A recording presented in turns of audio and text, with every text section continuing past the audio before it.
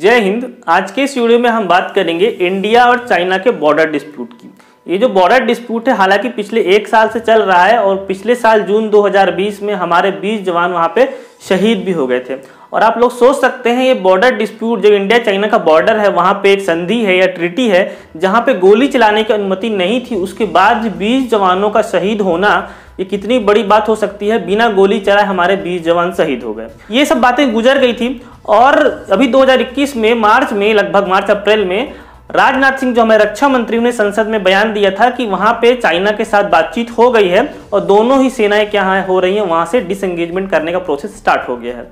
लेकिन अभी पिछले 2-3 दिनों से मैं खबरें पढ़ रहा हूं कि वहां पर जो लद्दाख है उसका जो पूर्वी लद्दाख है जहां से इंडिया चाइना बॉर्डर लगता है वहां पे हॉट स्प्रिंग और गोगरा नामक जो चेक पोस्ट है या पीपी पोस्ट है वहां पर क्या हो रहा है, लगातार इस प्रकार से फिर खबरें आ रही हैं कि दोनों सेनाओं का टकराव हो रहा है। तो मैंने जो भी शब्दों के नाम लिए, हॉट स्प्रिंग और गोगरा जो पॉइंट है जहां PP-15 और PP-17A है। पीपी का मतलब होता है पेट्रोलिंग पॉइंट। सबसे पहले इस वीडियो के माध्यम से मैं आपको लोकेशन दिखाता हूं जहां पर इस प्रकार का सीमा विवाद चल रहा है। हॉट स्प्रिंग और गोगरा पॉइंट कहां है, पूर्वी लद्दाख में गालवान घाटी के किस क्षेत्र में है, वो इस वीडियो के माध्यम से 3D व्यू के माध्यम से आप लोग समझ सकते हैं। तो दोस्तों आप लोग यहाँ पे देखिए, ये हमारा इंडिया है और जो कि पृथ्वी के ग्लोब में स्थित है। यहाँ पे अगर मैं गोगरा पॉइंट की बात करूँ तो लद्दाख का जो पूर्वी इलाका है यहाँ पर आपको पड़ेगा, जो रेड डॉट जो आप लोग को दिख रहा है यही पूर्वी इलाका है लद्दाख का। ठीक है, ये जो एरिया है ये यहाँ पे आप लोग देख पाएंगे, यहाँ पे गोगरा पॉइंट है। अगर मैं इस बात करूँ तो ये जो झील आपको दिख रही लंबी सी यही पेंगोंग झील है जहाँ पे लास्ट टाइम क्या हुआ था, इसमें विवाद हुआ था। इसका जो 70% हिस्सा है ये वाला हिस्सा ये पूरा चाइना के अंडर में आता है और ये थोड़ा सा 30% का जो एरिया है यही इंडिया के अंदर पे आता है। ठीक है, अब यहाँ पे विवाद तो लगभग सॉर्ट आउट हो गया था, लेकिन अभी जो विवाद है इस झील के उत्तर की ओर जाएंगे, मतलब नॉर्थ एरिया में जाएंगे तो वहाँ पे गोगरा पॉइंट मिलेगा। गोगरा पॉइंट में अगर आप मैं जूम करके दिखाऊं आप लोग को तो ये जो चांग चेनमो है, ठीक है, ये जो एरिया है इंडिया के पास है और ये जो नदी दिख रही है आपको ये चांग चेनमो नदी है और इस नदी के जो यहाँ पूर्व तट है यहाँ पे गोगरा पॉइंट स्थित है जहाँ पे चाइना का जो मिलिट्री पॉइंट है या फिर जो चाइना की जो सेना है यहाँ पे पूरा कैंप वगैरह लगा के यहाँ पे बैठी हुई है। आप लोग यहाँ पे देख पाएंगे चाइना का कैंप है, ये है गोगरा पॉइंट। इसी पे विवाद चल रहा है जहाँ पे चाइना की सेना ने पीछे हटने से मना कर दिया है। तो दोस्तों आप लोग यहाँ पे देख पाएंगे पॉइंट है जहाँ पे चाइना का पूरा मिलिट्री बेस है। यहाँ पे साइड से एक नदी गुजरती है, ठीक है, इसी नदी का जो नाम है वही है चांग चेनमो नदी। और इसके इधर वाला जो एरिया है वो भारत इंडियन आर्मी के पास है। देखिए यहाँ पे चांग चेनमो आपको दिख रहा है, ठीक है, 3D व्यू में आप लोग को दिखाता हूँ। ये यहाँ से कारगिल का चांग चेनमो नदी है, ये यहाँ से चांग चेनमो, यहाँ से एक नदी गुजरती है, यहाँ पे गोगरा पॉइंट है और यहाँ पे बहुत सारे जो पेट्रोलिंग पॉइंट है वो भारत की सीमा पे हैं। और इधर का जो एरिया है इसके इस तरफ का ये एरिया पूरा चाइना का है और इसको अगर जूम आउट करेंगे तो आप लोग को थोड़ा सा और जो क्लियरिटी है वो क्लियर हो पाएगी। देखिए यहाँ पे ये इस प्रकार से लद्दाख है, ये भारत का, यहाँ पे लद्दाख का ये वाला जो एरिया है पूरा लद्दाख का एरिया है, ठीक है, भारत का। और ये इसका पूर्वी लद्दाख के एरिया पे ये सब डिस्प्यूट चल रहे हैं चाइना के साथ। और नीचे देखेंगे तो यहाँ पे नेपाल और भूटान वगैरह भी है। यहाँ पे ये अरुणाचल प्रदेश का एरिया है, यहाँ पे सिक्किम है, यहाँ पे नेपाल है, यहाँ पे उत्तराखंड और हिमाचल प्रदेश और यहाँ पे ये लेह वाला एरिया पूरा है भारत का बना हुआ है। तो होप्स आप लोग इसकी लोकेशन समझे होंगे गोगरा पॉइंट की। और इसकी गोगरा पॉइंट के जस्ट ऊपर में आप देखेंगे तो यहाँ हॉट स्प्रिंग वाला भी एरिया है। इस नदी के जस्ट आजू बाजू में ही ये जो एरिया है चांगमो जो नदी है इसके ऊपर में ही यहाँ पे जो एरिया है ये हॉट स्प्रिंग वाला एरिया यहाँ पर है, ठीक है। तो यहाँ पे काफ़ी विवाद चल रहे हैं। इसके नीचे विवाद पहले सॉल्व किए जा चुके हैं, लेकिन यहाँ पे चाइना क्या है अभी फिर से विवाद खड़ा करने का प्रयास कर। दोस्तों आप लोगों ने वीडियो के माध्यम से समझा होगा कि ये जो विवाद है वो किस क्षेत्र में चल रहा है, वहाँ पे क्या हो रहा है। तो कुछ चीज़ें यहाँ पे बताना आप लोग को और बहुत ही महत्वपूर्ण हो जाती हैं कि जो भारत का जो सीमा है जो चाइना के साथ लगती है वो 3 सेक्टरों में बांटा गया है। आप लोग इमेज के माध्यम से देखिए, जो सबसे ऊपर वाला सेक्टर है उसको लद्दाख वाला एरिया, तो उसको कहते हैं हम लोग वेस्टर्न सेक्टर। वेस्टर्न सेक्टर में लगभग 1500 किलोमीटर का जो बाउंड्री लाइन है वो हम चाइना के साथ शेयर करते हैं। उसके नीचे आता है सेंट्रल सेक्टर आता है जिसमें हिमाचल प्रदेश और उत्तराखंड वाले एरिया आते हैं। 545 किलोमीटर का जो एरिया है वो इसके माध्यम से हम लोग शेयर करते हैं चाइना से। और उसका नेपाल से कुछ बॉर्डर हमारा चाइना के साथ नहीं लगता है। उसका सिक्किम से लेकर अरुणाचल प्रदेश तक ईस्टर्न सेक्टर आता है जिसमें लगभग 1325 किलोमीटर की जो सीमा है वो हम लोग को चाइना के साथ शेयर करनी पड़ती है। तो 3 सेक्टर में चाइना के साथ बटा हुआ है ये जो पूरा हमारा एरिया है।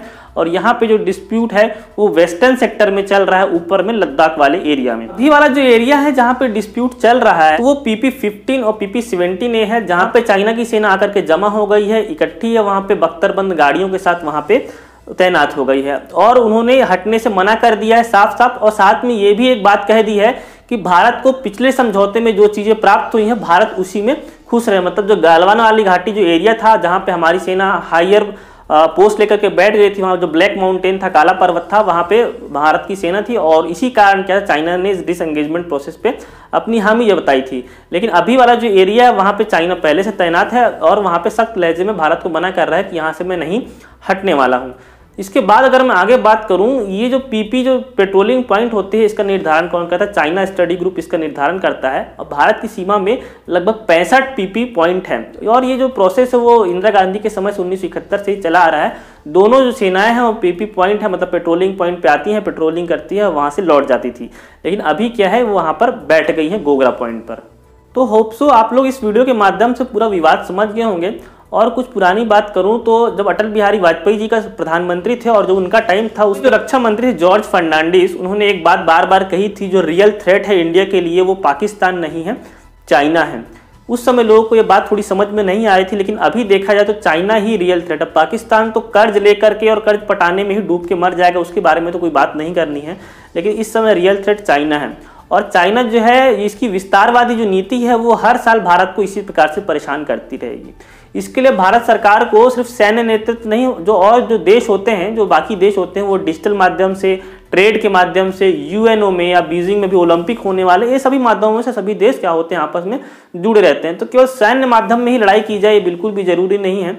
अभी लास्ट टाइम जो विवाद हुआ था तो भारत सरकार ने लगभग 120 के आसपास चाइना के जो एप्लीकेशन थे उस पर बैन लगा दिया था। उसके बाद अभी बीजिंग में ओलंपिक होने वाले हैं, उसका भी भारत को विरोध करना चाहिए।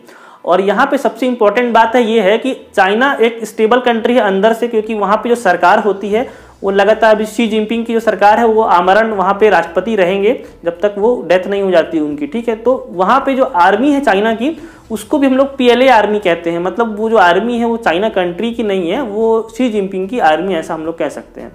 दूसरी बात है, इंडिया को अगर काउंटर करना है तो सैन्य नेतृत्व से काउंटर करने से ज़्यादा उसको डिप्लोमेटिक रूप में क्या होना चाहिए, काउंटर करना चाहिए। अगर भारत की मैं बात करूं तो भारत के लिए 2 फ्रंट वॉर है, एक तरफ चाइना है और एक तरफ पाकिस्तान। हालांकि जब विपिन रावत जो भी भारत के CDS हैं, जब ये थल सेना अध्यक्ष थे, तब इन्होंने बताया था कि जो भारत की सेना है वो 2.5 फ्रंट वॉर से लड़ने के लिए तैयार है। तो एक तरफ चाइना और एक तरफ पाकिस्तान, और 2.5 फ्रंट वॉर कहाँ से लड़ोगे आप? 2.5 फ्रंट वॉर वो है कि भारत के अंदर भी कुछ ऐसे तत्व है जिनसे सेना को लड़ना पड़ सकता है। अगर हाल ही की मैं घटना की बात करूं तो बस्तर और बीजापुर के जंगलों में हमारे लगभग 22 जवान शहीद हो गए। कश्मीर में पिछले 10 से 15 सालों में 4000 से जवानों ने शहादत दी है। तो बिना किसी देश की युद्ध से आप लोग के हर साल काफ़ी जवान शहीद हो रहे हैं। ये एक 2.5 फ्रंट वॉर ही है जहाँ पे लगातार हमारी सेना लड़ रही है, तो इसको भी जवाब देना पड़ेगा। चाइना को काउंटर करने के लिए सबसे इंपॉर्टेंट ये है कि भारत सरकार चाइना के अंदर भी डिस्प्यूट पैदा करे। सबसे इंपॉर्टेंट बात यह है कि जो चाइना की वन चाइना पॉलिसी है इसका भी भारत को विरोध करना है। वन चाइना जो पॉलिसी है उसका मतलब ये हो गया, जो तिब्बत का जो एरिया था, जो तिब्बत एक स्वतंत्र देश था, उसमें भी चाइना ने कब्जा कर लिया है। हांगकांग में लगातार लोकतंत्र की मांगे उठती रहती हैं कि वहाँ पे लोकतंत्र लाया जाए, तो वहाँ पे भी चाइना उनको फोर्सफुली क्या है दबाता है। दूसरा एक छोटा सा टापू है वहाँ पे, ताइवान कंट्री है।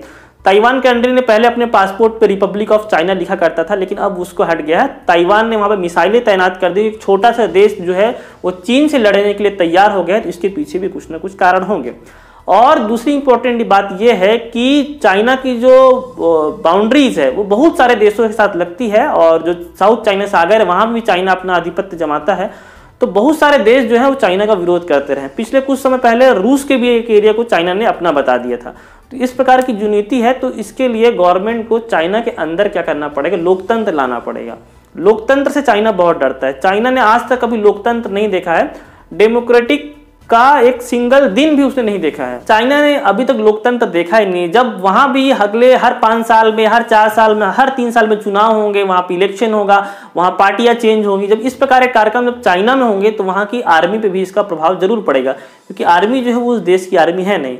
तो भारत सरकार को सैन्य नेतृत्व के साथ साथ बहुत सारे मोर्चों पे चाइना को घेरने की जरूरत है। हमारी एक बटालियन है ITBP है ना, उसका नाम ही इंडो तिब्बत है, मतलब इंडिया तिब्बत बॉर्डर पे वो काम करती है, ठीक है। तो इंडिया की जो बॉर्डर है वो चाइना से लगती है। हम लोग बार बार ऐसा कहा जाता है कि हम लोग चाइना के साथ बॉर्डर डिस्प्यूट है। एक्चुअली हमको चाइना को छोड़ करके वहां पे तिब्बत को उठाए खड़ा करना है। तिब्बत वहां पे खड़ा हो जाएगा तो बफर स्टेट का काम करेगा, जिस प्रकार नेपाल हमारे लिए बफर स्टेट काम करेगा। चाइना डायरेक्टली नेपाल से अंदर से होकर के हमारे ऊपर आक्रमण या अटैक नहीं कर सकता है। तो हमको चाइना के अंदर तिब्बत का मुद्दा उठाना चाहिए, हांगकांग का मुद्दा उठाना चाहिए। जो फोरम लेवल है, जो सभी बड़े बड़े यूनाइटेड के फोरम है, वहां पे हम लोग को ताइवान का मुद्दा उठाना चाहिए। जब चाइना अंदर से जब परेशान होगा तभी क्या वो इस प्रकार की उसकी नीतियां रुक सकती हैं। वरना आने वाले हर 1-2 साल में, 3 साल में, 4 साल में चाइना क्या करेगा, बार बार इस प्रकार की घटना करते रहे, क्योंकि उसकी आर्मी है वो खाली बैठी हुई है, उसके पास कुछ काम धाम तो है नहीं, है ना, क्योंकि अंदर वो स्टेबल है। तो इस प्रकार की नीति को भारत सरकार की जो इंटेलिजेंस है, आर्मी है, सरकार है, सभी को मिल करके ऐसा कुछ टाइम पीरियड बनाना चाहिए कि अगले 10 साल में, अगले 15 साल में, अगले 20 सालों में हम इस प्रकार कुछ रणनीति अपनाएंगे जिससे चाइना के अंदर कुछ डिस्प्यूट हम लोग क्या करेंगे, पैदा कर सकेंगे। हालांकि ये एक दिन में संभव नहीं है, लेकिन अगले हम लोग 20 से 30 साल का टारगेट लेंगे तो ये निश्चित रूप से संभव है। और भारत तभी यहाँ पे जो चाइना के साथ बॉर्डर डिस्प्यूट है तभी शांत रह सकते हैं जब चाइना को अंदर से अनस्टेबल कर दिया जाए। दोस्तों, आप लोग को ये वीडियो कैसी लगी है और आप लोग इस पर कमेंट करके बता सकते हैं। आप लोग के और कुछ सुझाव होंगे तो आप लोग इसमें दे सकते हैं। मिलता हूँ आपसे अगले वीडियो में। जय हिंद।